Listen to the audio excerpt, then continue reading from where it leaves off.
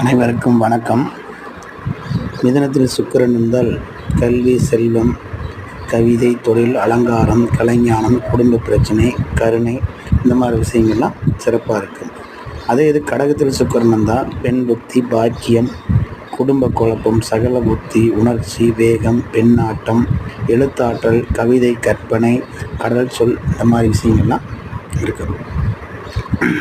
அதே இது சிம்மத்தில் சுக்கிரன் இருந்தால் பெண்களால் லாபம், உணர்ச்சி, வேகம், ஓட்டல், உணவு, பொருள், தொழில், பிஸ்கெட், பெண்ணாட்டம், இந்த மாதிரி விஷயங்கள்லாம் சிறப்பாக இருக்குது.